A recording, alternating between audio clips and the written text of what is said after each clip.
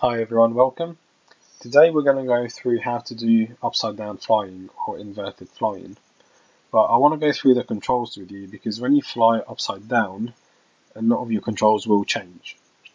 So to start with, your ailerons will stay the same, so that's a good point. You don't need to learn any new orientation, your ailerons stay the same.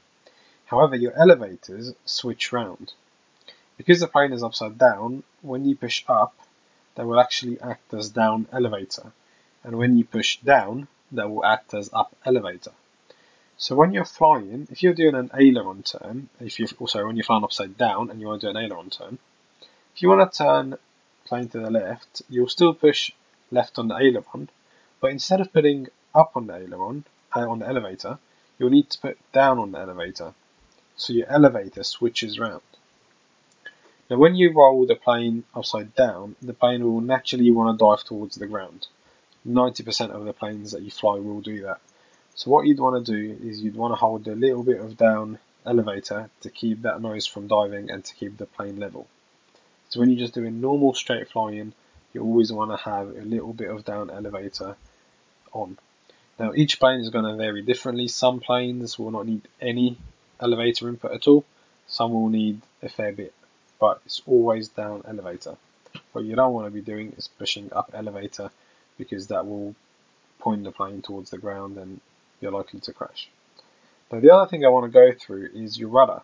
We haven't really been using rudder much, but I actually quite like to use the rudder when I'm turning when the plane is upside down. But what the rudder does is the rudder will give you more of a flat turn. But the hard part is when you're upside down, your rudder orientation changes. So if the plane is flying away from you and you want to turn the plane left, you actually need to put a right rudder. But when the plane is flying towards you and you want to turn the plane, say, to the left, you have to put a left rudder.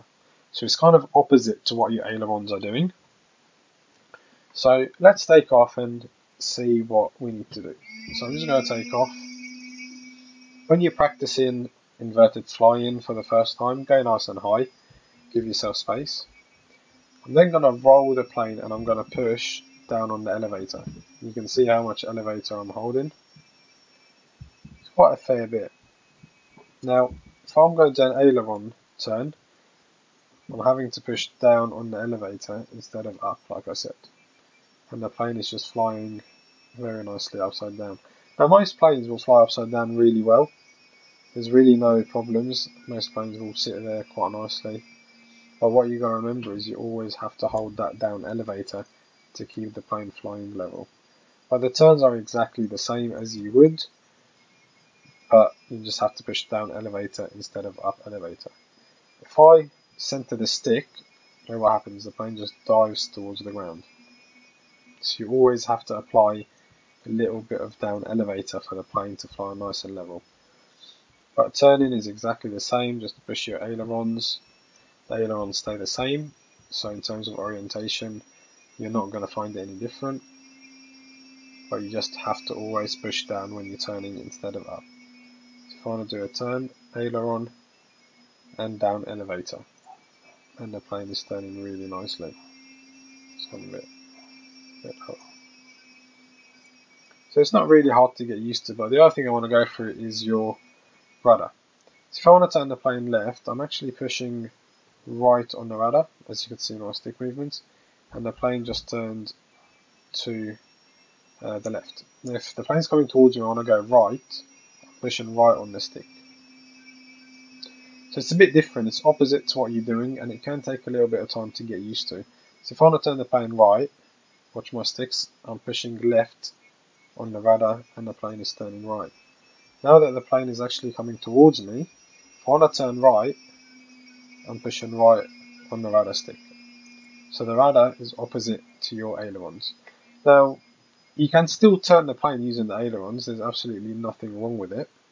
But I would recommend that you start using your rudder and getting a feel for the orientation, because that will help you later down the line when you want to do a bit more advanced flying. So again, I'm just going to do a left turn with the rudder and I'm pushing right on the rudder stick. Let's bring it nice and low. Now the plane's coming towards me. I'm just pushing a little bit of right. So really it is as simple as that. There's nothing really hard about it. Like I said, most planes will stay there upside down really nicely and won't really have any problems. So practice upside down flying. It looks good. It will make you look very good in the air when you're flying. It looks really nice.